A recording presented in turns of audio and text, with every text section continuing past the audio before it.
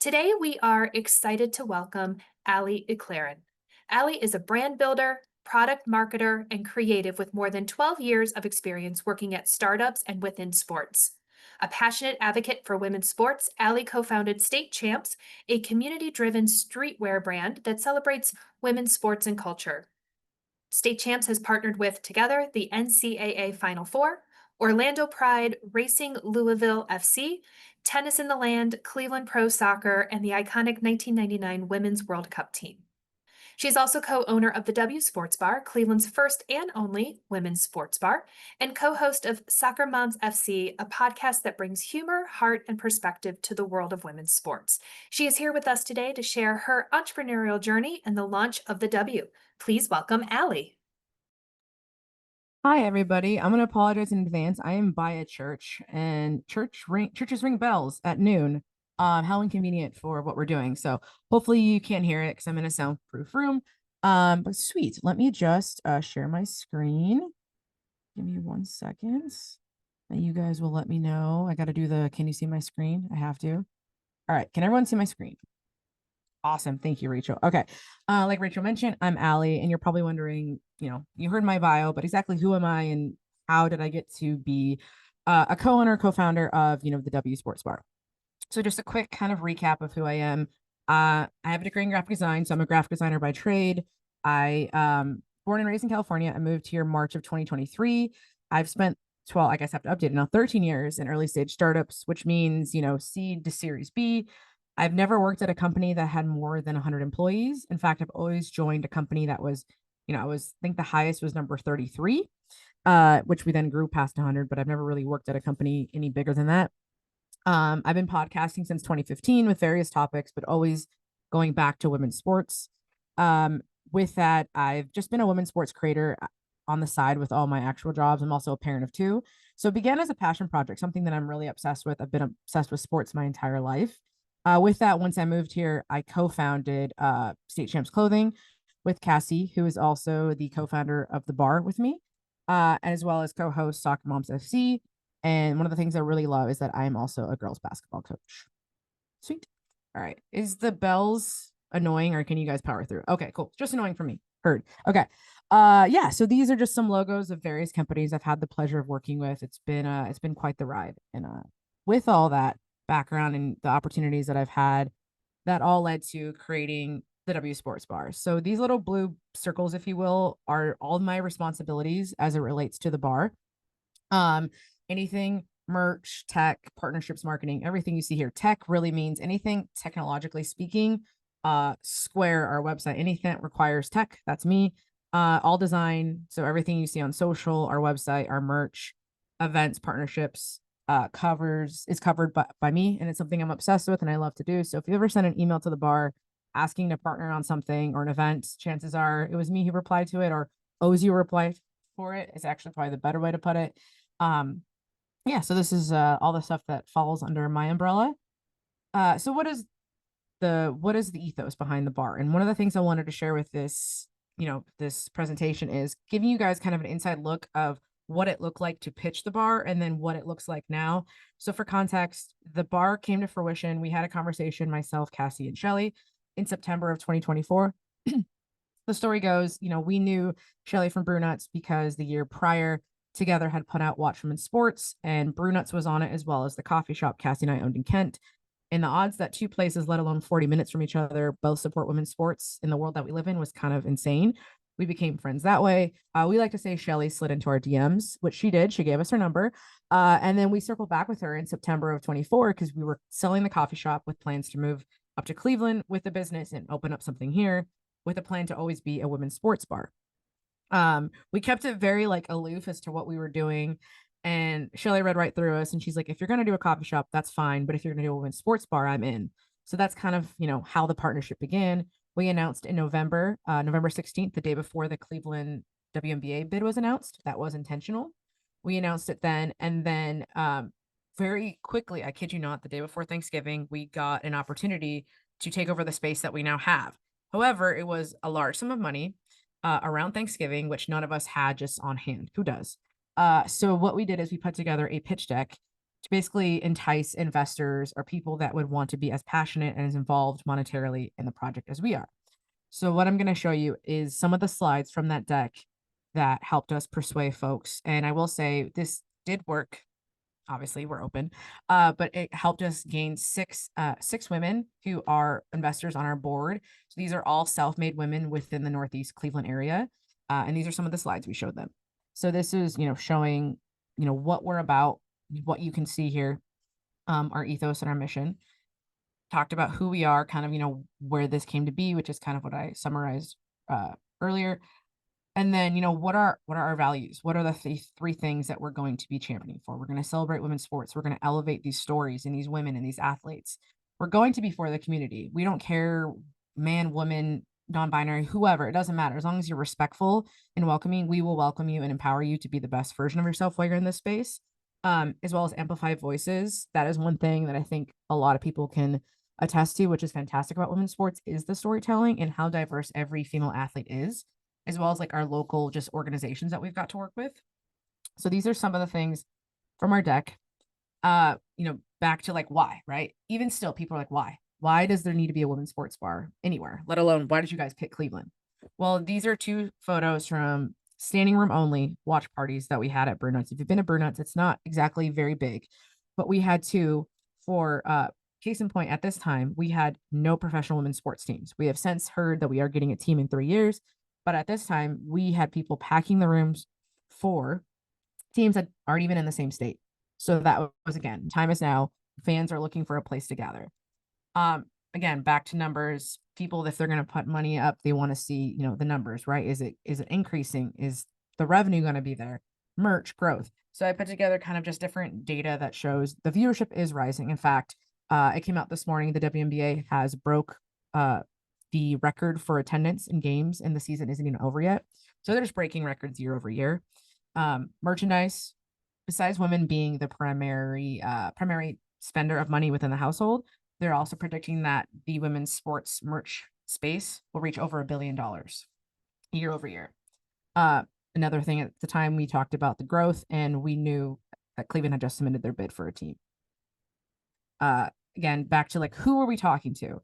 And one of the things that was really interesting, and to this day, we have to always tell people, is that we are for all people. We're not a women's only bar. And that was a big thing that we had to get through to folks, not investors, because they understood where we were coming from. But to this day, telling people that we're not a women's only bar. We're a women's sports fan. And a lot of the time people don't understand women's sports is a thing because they're just so used to sports being a male thing. But we put this slide together to show, who are we targeting? Women's sports fans, and showing that they do exist in Cleveland. This has since been updated, but at the time, 15,000 season ticket pledges were made for the soccer team that was to come during the NWSL bid. And then the year prior, there was almost 33 million in direct spend from the Final Four when it was in Cleveland. And to this day, we touch on all things families, kids. It's all inclusive of kid friendly menu. We want everyone to feel safe and welcome. It is a full restaurant and bar, but it's not like anyone's getting crazy. So other thing we wanted to make sure that people understood is that it's not just bar food. It's not just a greasy freezer bag of food that we dumped in a fryer. We wanted elevated game day bar foods that are gluten-free, vegan, and vegetarian options. I have celiac. So one of the things that I wanted folks to know is that we are going to have gluten-free options that are safe for celiacs. We have dedicated fryers. We switch gloves. We are very serious about all gluten-free, vegan, and vegetarian things on our menu. Same goes with tailored drinks. We have a gluten-free beer on tap, and we wanted to make sure people understood, like, this isn't just for alcohol or alcohol drinks. It's also for zero proof, NA, seltzers, ciders, and all that fun stuff.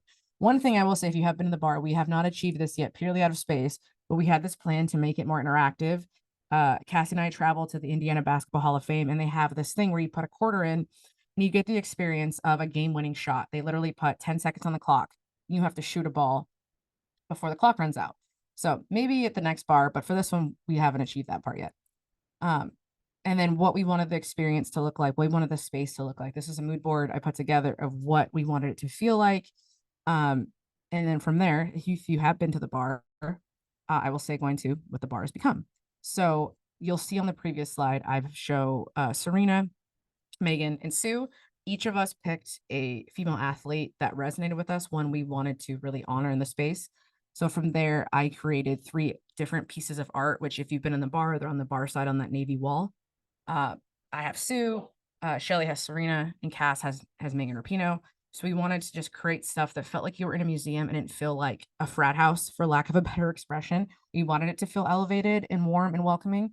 And it started with the art. It was very intentional to have quotes and their accolades and their awards on here.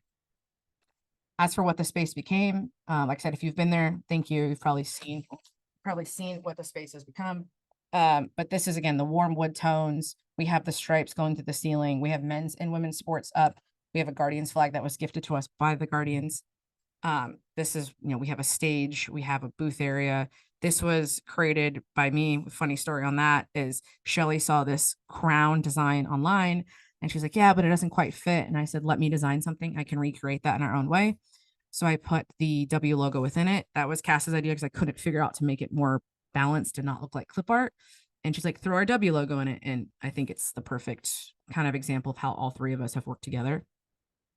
Another big component is the merch. If you've seen these hats, that's pretty cool. I love when I see these out in the wild, but another thing that's unique is that we wanted to have merch. Like I said, merch is my biggest passion. I love designing merch. I went to school for design because I wanted to create merch and do stuff like this, but in the music industry. So being able to take that, my love for sports and design, and be able to make awesome merch, which is what we do with State Champs, but bring it to the bar where people are excited to wear this stuff. This shirt that she's wearing, we dropped it the day of the WNBA announcement news. We obviously knew it was coming. We designed, it says from the land to the league, being able to just be on trend when things are happening and seeing, this feedback has been really awesome. Lastly, the journey so far has been honestly kind of wild that we've only been doing this a couple months. The teams that we've got to work with, this is just a snapshot. I was trying to put this slide together and it was one of those things like, oh my God, we've done so much. And I didn't want it to look like just a bunch of photos, but I think this kind of encapsulates who we've gotten to work with in our short time, what we've accomplished. We had the hot dogs at our grand opening, which I think was the coolest thing because people were freaking out like they were like a boy band. It was so awesome. And, now being part of the Cleveland WNBA team as far as marketing goes, we have more stuff we're announcing with them, but we're an official spot for the team when it comes, but also you can lock in your seats and get season tickets. We have stuff in the bar with them. We have more stuff to be announced. We have a podcast booth that I've recorded soccer moms from. We've had, this is a women's empowerment group from the Cleveland Cavs charge, the Rock Entertainment Group. This is an entire rugby team. This is the Iron Maidens. They came our first day and packed the space. We got to do the game ball delivery for the charge. Gina Kelly from Cleveland Pro Soccer gifted us a scarf because she's like a day one, day zero, if that's a thing, but like early on, been supporting us and, being able to be there for all of it. So with that, I say thank you and I'll pass it back to Rachel. Allie, thank you so much. So let's start with getting a little bit more insight into those initial investors. Can you give a sense of the scale the individual investments were that really helped you get things started?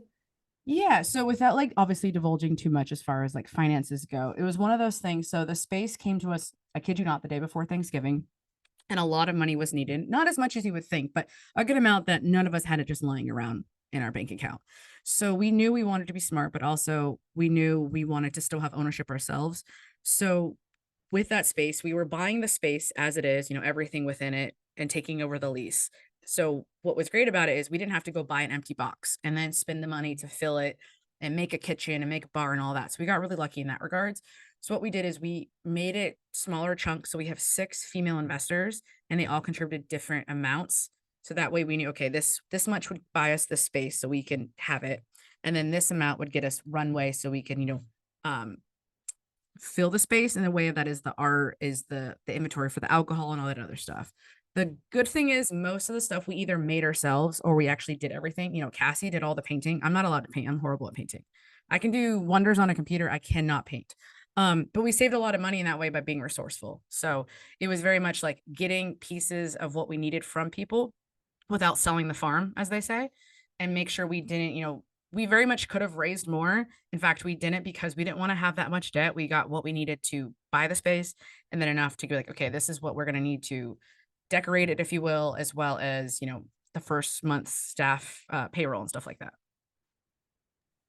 And thinking about how much you have done since then has been amazing. But what were some of the challenges you encountered as you were looking to launch and get to that open date? Yeah. Oh my gosh. I mean, I would say a lot of it was for me personally, my own expectations. Funny enough, we just did an interview with Together the other day, and Cass said the same thing was Allie's expectations. I come from a startup background where things move really, really fast. Fun fact, in construction or physical spaces like this, I learned this with the coffee shop as well. Things don't move quickly. You have to get permits, you have to get all the ducks in a row. You have to figure, okay, and also things don't go right. Like what you think it's going to cost isn't going to cost that. And you have to kind of be resourceful. So for me, it was expectation setting. I made a project timeline of like what I wanted us to achieve because we knew, we got the keys February 4th. We're paying rent. The longer you are getting the space ready before you can open your doors for people to, come in and spend money, you're paying rent. If anyone's ever watched like Flip or Flop, you see those, right? They're paying the mortgage while they're trying to like, okay, we still have to sell this. So it like adds to it. So that was where my brain was going as we need to open so we can get, money coming in because right now we're just paying rent. So building that timeline and making sure we hit it while also being very aware that not everyone moves as fast as me. And this has been my problem my whole life.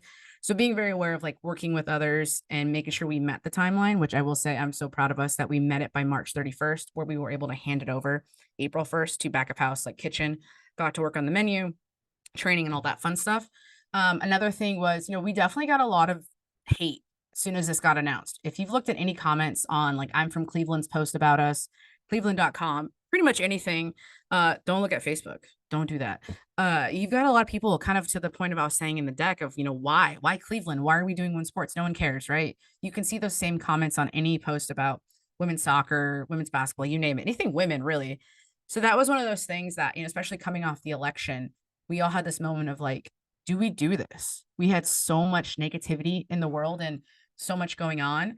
And it was one of those things that was really draining, but seeing kind of how important the space was to people and people thanking us, like, you're not even open yet, but thank you so much. Like, we need this now more than ever. That was really awesome to see. And I will say, I had a hard time with it just because I'm more of like an empath, I'm more like an emotional person when it comes to that stuff. And it was Cass who's like, "No, we have to keep going. Like, we have to do this. Screw the haters." And, that one hater that did say a pretty horrible thing, he commented on a post. We made it our pride shirt this year. So take that. So now you're open, and how has that reception been? How has the space been utilized by the community? It's been really awesome. It's definitely obviously being used in the sports capacity, right? We have watch parties, we have all of that. I think it's really cool to see youth soccer teams or, just high school teams or any sports team really come through as like their team bonding experience. And that's really cool. I think what's really awesome too is we're also being used for spaces outside of sports. Book clubs are meeting up there. So much so that now we're also going to be hosting one ourselves next month. You're getting people coming in all walks of life. It's been really cool to see. Like, a day doesn't go by where someone isn't thanking us. I've told the story a million times, but there's a woman that moved out of the area 20 years ago, and she came through with her partner, and she came in on a, decently busy day, and she came up to us and thanked us for existing because she never thought a place like this would exist, let alone in her neighborhood where, gay couples can hold their hands, where there's female athletes on the wall, there's women's sports on TV. And she's like, and there's just families in here enjoying their day and no one's batting an eye. It's all just normalized. And that's really incredible because, that got us all emotional because she was so happy. And she's like, I can hold my partner's hand in here and no one cares. Like, no one's looking at us any kind of way. And I can watch women's basketball and it's not a thing where I have to fight for the TV. We get that a lot. And funny enough, the people that always do that to us then offer to advertise us on Facebook because they want to do our marketing for us. But yeah, no, we get a lot of that. We get a lot of awesome community support in all kinds of ways. It's been cool. And you are in the Detroit Shoreway neighborhood. So, what has it been like to open in that space? How are you building relationships with the other entities in that neighborhood? Yeah, I have to give a shout out to Molly at Ready Set. She's been honestly like a day one. I know her from when we had the coffee shop, and just she's been so supportive of like, hey, do you need anything? Texting me like, hey, the road's going to be closed down this day. We have this event going on in Gordon Square. Don't worry, it's going to be dead at this point, but it's going to pick up. Like, she's been kind of like just a blessing in that way. Been super supportive. Same with Astoria. We've met a lot of them through the Gordon Square meetups that we have once a month, but everyone's been super like just nice. Like, even Flight down the street, she came in early on. No one's been mean, which is great. We love to see people supporting others, but no, it's been really awesome. There's been a lot of talk about just the economic state of Cleveland, of the world these days. How is it for a new business, a restaurant opening up here in Cleveland? Oh man, that's a whole different presentation, Rachel. It's interesting, because we opened, I guess we would say the start of summer, if you will, and we had what would be I would consider one of our busiest, best months, which is June because it's Pride Month, and WNBA has just returned. Women's soccer is in full swing. It's kind of like, in my opinion, at least as a sports fan, kind of the best part of the year. You have W or NBA playoffs, excuse me. So you have all this, right? We have this great start. Sorry, I'm in a room that lights turn off. You have this great start to us existing. And then if anyone who's ever owned a restaurant knows, July is a horrible month next to January when it comes to the restaurant business. So we have these two incredible peaks. And then you have July, which is, our technically our third month existing, where we have to really pivot and learn a lot about ourselves and address like, okay, it's July. No one's really going out. Everyone's traveling, everyone's on vacation, whatever it is. Add the economic stress that is within the country right now. We're learning to pivot, we're learning to evolve to the point of like, what are we seeing come through? That's where we're having different kinds of events. We're having a murder mystery party, and having different events like that so we can tap into different crowds and different communities because we are pivoting, we are learning, and we don't want to be, looking at a spreadsheet being like, oh man, we had a good run. So it's definitely been a learning curve. We just opened at a very interesting time. You had mentioned the relationships with the sports teams. Mhm. How did you build those relationships and so quickly? I have no chill whatsoever, to be totally honest. I know that's not really a repeatable thing. A lot of it so goes back to, I've met a lot of friends through Twitter. Before Twitter is became what it is now, I was very active on Twitter and always just had friends through various sports networks, if you will. So I've had a lot of these friends, great examples together. People always ask, like, how'd you work with them so early? Two of my friends who I've known on Twitter forever, they were at other companies at the time. We bonded over sports, women's sports. And the cool thing about Twitter and TikTok and social media is when you meet people that way, they kind of get to see the actual you. They get to see you nerd out by your interests. They get to see your personality. So it's more authentic than say a link post and you're like, oh, this is just a different voice. So I met a lot of people that way. And then, as it comes to just talking to people, I love talking, evidently. Um, and one of those things, like a great example is Allison Howard, by the way, congrats on the title that was very well deserved. She's now, if anyone saw the Cleveland WNBA news yesterday, great example with that is, she was moderating a panel and it was like a prep call. And I just started like talking to her. Like I felt like I connected. I made a joke because I'm a Warriors fan, sorry. And she used to work at the Lakers. So I made a joke. And we kind of like clicked from there. And now like we're on like a texting basis, which is crazy. So stuff like that. It's just very much a way to repeat that is lean into what makes you you. And that's what I've done is I like talking to people. I generally like small talk. And I've just been able to connect with people. And we've been really lucky. The Guardians reached out pretty early before we opened. And they were the first Cleveland team, aside from Cleveland Pro Soccer, to reach out and be like, how can we help? How can we be involved? We love what you guys stand for. So yeah. You've been on this whirlwind journey over the past few months, but to this point, what are you most proud of? Oh man. What I'm most proud of is, you know, it's it's kind of a tie because definitely the people grateful that we exist and so excited to come in and that's definitely up there. But I have two kids and I have two kids who, through this journey, I'm missing bedtimes because the bar closes at a later time. We're getting events off the ground. It was a pretty crazy May and June, if you will. It's gone a little more normal lately, which is great heading back to school. But my kids have been there. They were there when we were painting, they were there when we were putting the bar together. So they've seen it, right? They've seen working hard and what it can achieve. What I'm most proud of is when we're out, and this has happened a lot. One of the times we were at Mason's and someone had a Root for Women shirt on. And my son was like, the W, oh my God, go talk to them. And I was like, that's weird. They're like on a date. I'm not doing that. He's like, but that's the W. And they're, or any Root for Women hats, whatever it is, like them seeing that and them being proud, because this is very much theirs. And I tell them anytime I'm stressed at the bar, I'm like, this is your problem one day. And my daughter's like, I don't want to be an adult. But that kind of stuff, like that's what I'm most proud of is because they've been through it with us. They've seen all of it. They've got the experiences. I tell everyone like the best part is like I get these cool perks for sure, but they're the ones that get to hang out with the hot dogs. They're the ones that they're getting spoiled and the Guardians are putting them up in a suite, which where they get to say play ball or whatever it is. So yeah, my proudest moment is that they are excited and they get to see, what hard work does pay off.